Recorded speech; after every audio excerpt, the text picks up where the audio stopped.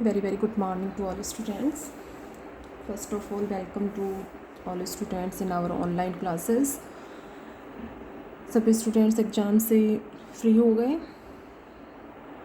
Next आपको relax होने के लिए गैप भी मिल गया. नेक्स्ट स्टार्ट किया था यूनिट सेकंड कॉम्प्लेक्स इंटीग्रेशन. ये कंटिन्यूशन में था. इसमें कुछ डेफिनेशंस आपको बताई थी. Rectifiable curve, non rectifiable curve, continuous arc, Jordan arc, continuous arc, contour, norm of partition, ठीक है, क्लोज पाथ, स्मूथ और रेगुलर आर्क. ये डेफिनेशंस डिस्कस की थी. ठीक है, एक बार इन डेफिनेशंस को सभी रिवाइज करेंगे, ठीक है, ताकि रिमाइंड हो जाए सभी को. और नेक्स्ट डेफिनेशन की नेक्स्ट टॉपिक करवाया था complex line integral. Complex line integral, सम्मिश्र रेखा समाकल. इसमें क्या बताया था, कोई भी ये कर्व डिफाइन किया. Let C be a rectifiable curve defined by z equal to x plus iota y. ठीक है, z, x and y are the function of t and t belongs to alpha comma beta. तो ये कोई भी curve की equation है, z equal to x plus iota y form में. t belongs to alpha comma beta. F z be a function of complex variable z which is defined and continuous on arc c. ठीक है, इस पर ये कोई भी point z0, z1, z2, z3, zk -1, zk, zn -1, zn. ठीक है, z0, zn, ये point alpha equal to z0 and beta equal to zn. तो अल्फ़ा कोमा बीटा जो इंटरवल है उसको n+1 पॉइंट्स में इस तरह से डिवाइड कर दिया. और इनकी जैसे z0, z1 है, इसके मिड में एक पॉइंट लिया xi1, इनके मिड में xi2, इसी तरह से इनके मिड में point xik and xin is the point of zn, zn -1 interval. ठीक है, तो कर्व की कोई भी इक्वेशन इस फॉर्म में लेते हुए ये डेरिवेशन को कंप्लीट किया था. Consider an arbitrary partition P alpha equal to T0, T1, T2 up to Tn, Tn equal to beta. ठीक है, अल्फ़ा कोमा बीटा को इस पार्टीशन में डिवाइड किया. यदि Sn को इस फॉर्म में लें, किस फॉर्म में लिया है यहाँ पर Sn को, कि f ऑफ xi(r) कि जो भी पॉइंट है xi1, xi2 up to xin, तो उस पॉइंट पर फंक्शन की वैल्यू और उसको किससे मल्टीप्लाई करें, zr माइनस 1. जैसे xi(r) पॉइंट पर फंक्शन की वैल्यू f xi(r) हो गई और इसको मल्टीप्लाई किससे करोगे, zr माइनस 1 से. ये क्या कहलाती है, zr माइनस 1 इज द कोड of the interval zr minus 1 comma zr. ठीक है, कोड कहलाती है, जीवा.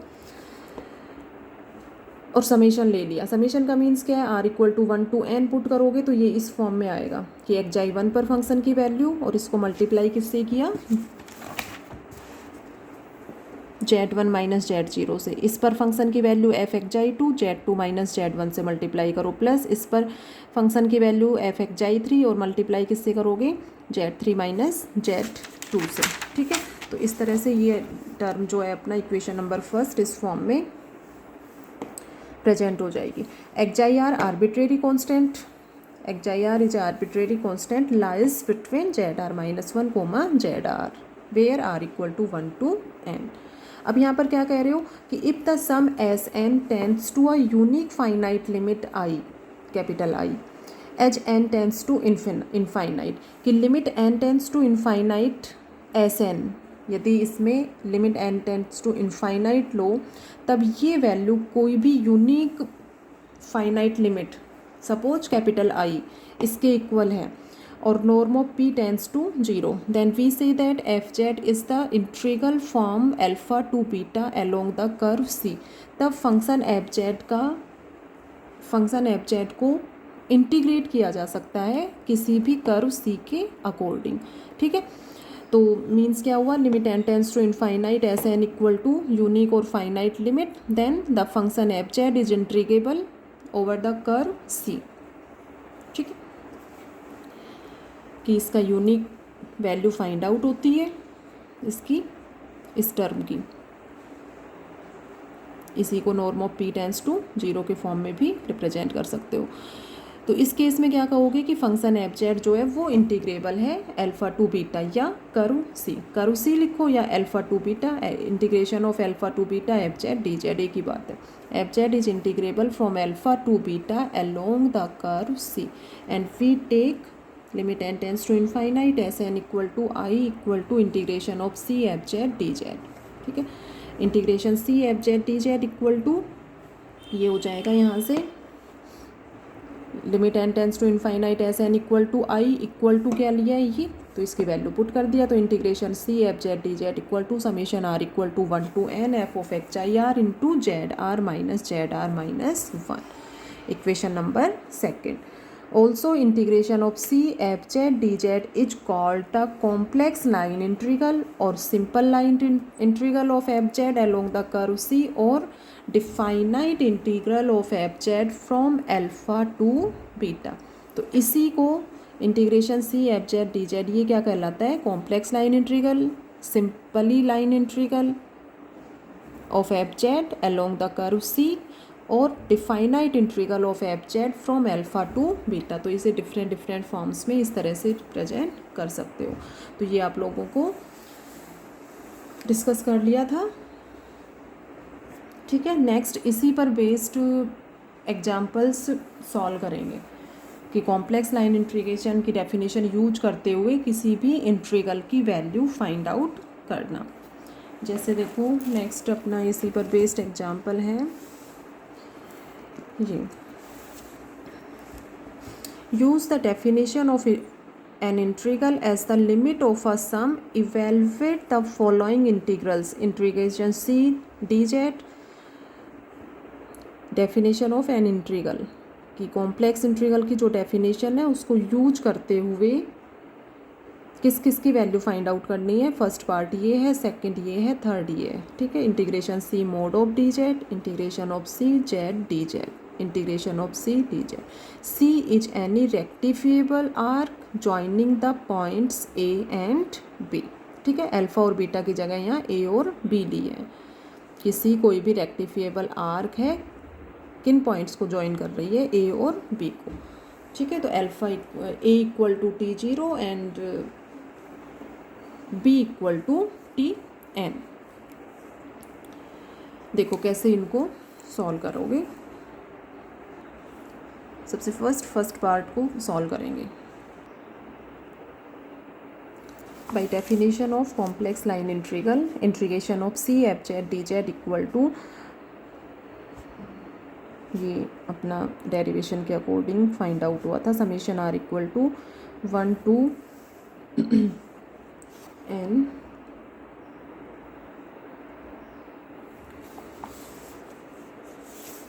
Limit N tends to infinite भी लो इसके साथ में, limit N tends to infinite summation R equal to 1 to n F of X I R into Z R minus clear है सभी को। एक देखो इसमें ये n करो यहाँ पे, limit n tends to infinite R equal to 1 to n है यहाँ पे, r equal to 1 to n, तो n ले लो यहाँ पे। ठीक है, तो इसी डेफिनेशन को यूज करते हुए, इसी डेफिनेशन को क्या कॉम्प्लेक्स लाइन इंटीग्रल का जो डेरिवेशन है उसके according integration C F Z D Z इसके इक्वल है, तो इसी को यूज करते हुए इन 3 पार्ट्स को प्रूव करेंगे। अब यहाँ पर integration of C F Z D Z, तो एफ जेड की वैल्यू क्या है यहाँ पर 1, क्वेश्चन के according F Z equal to 1, इससे कंपेयर करोगे तो F Z equal to 1, F Z equal to 1, then F of X I R equal to 1। ठीक है, कॉन्स्टेंट है, एफ जेड की वैल्यू 1 पुट कर दो इसमें, इसको इक्वेशन ले लो, इक्वेशन नंबर फर्स्ट, और F of X I R इसकी जगह 1 पुट करके और फिर इसमें summation R equal to 1 to n है, तो आर की वैल्यूज पुट करते हुए 1 to n इसको नेक्स्ट सॉल्व करोगे। तो देखो नेक्स्ट एफ जेड की वैल्यू 1 पुट कर दिया। ठीक है, F Z equal to 1, integration C D Z equal to, यहाँ भी एफ एक्स आई आर जो है ये 1 हो जाएगा, तो इस केस में ये वैल्यू आ गई। आर इक्वल टू 1 पुट करेंगे, Z 1 minus Z 0, R equal to 2 से Z 2 minus Z 1 plus and so on n तक है तो n से पहले वाली वैल्यू n-1 तो n-1 n-2, ठीक है, और n पुट करोगे तो Zn-1। अब इसमें जो कैंसिल हो रहे हैं उनको कैंसिल कर दो, +Z1 -Z1, ठीक है, +Z2 -Z2, और इसी तरह से Zn-1 इससे कैंसिल हो जाएगा, Zn-2 भी कैंसिल हो जाएगा। तो क्या ओनली टर्म्स क्या रहेंगी, Zn - Z0,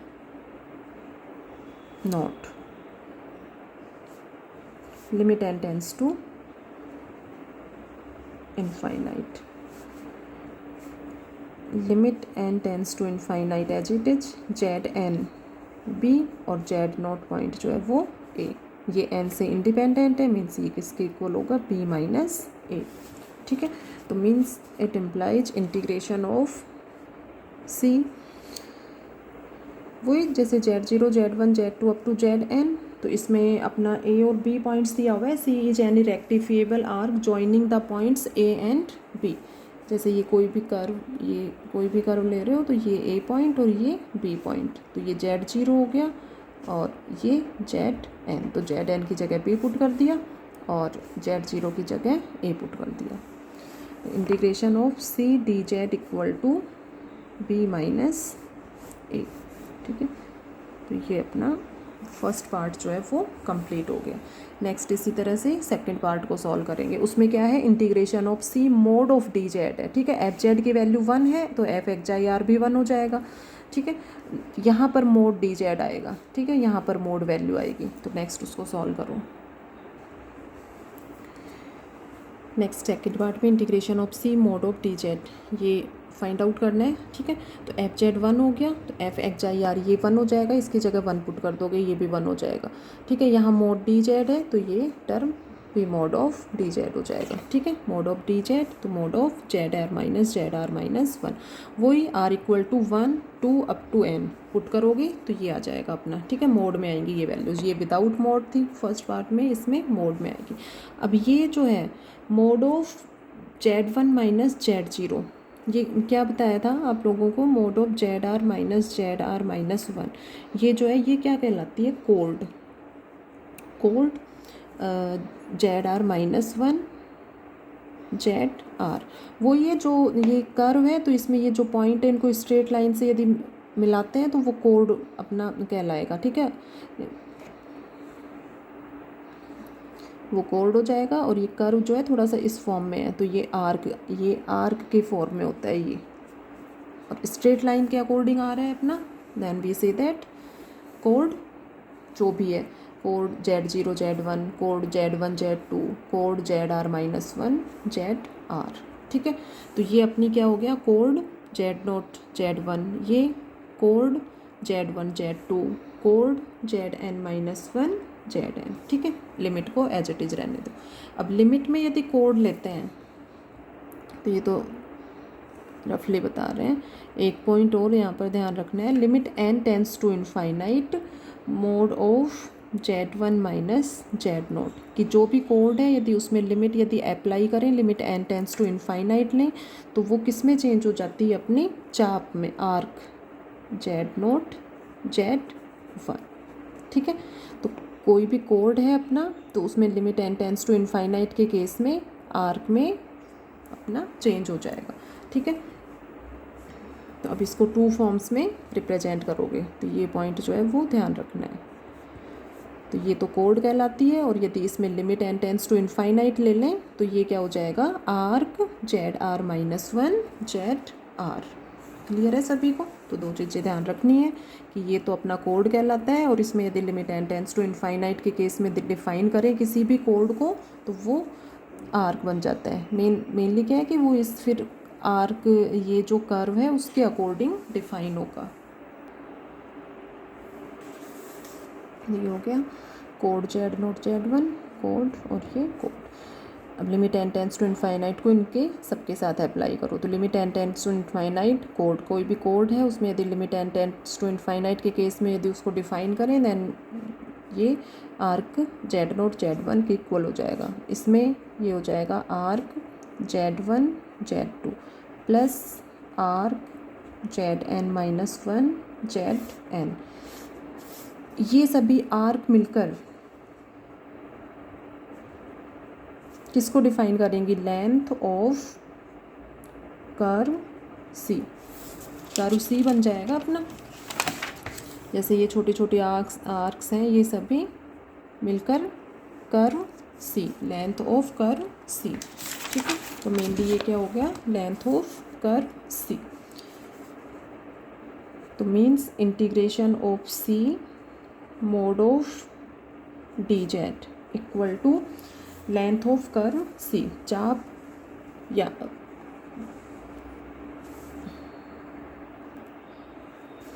इसको कह सकते हो लेंथ ऑफ आर्क सी। ठीक है, आर्क सी का हो या कर्व सी का हो, एक ही बात है। Equal to length of curve C और आर्क सी, किसी भी चाप सी की लंबाई।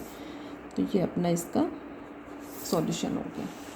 तो इसका फर्स्ट और सेकंड पार्ट जो है अपना कंप्लीट हो गया। इसको कंप्लीट करोगे तो ये कॉम्प्लेक्स लाइन इंटीग्रल की जो डेफिनेशन है उसको यूज करते हुए इन इंटीग्रल वैल्यूज को सॉल्व किया है। थर्ड पार्ट है इसमें integration of C Z D Z. इसमें एफ जेड की वैल्यू जो है वो जेड गिवन है। ठीक है, इसको नेक्स्ट वीडियो में डिस्कस करेंगे।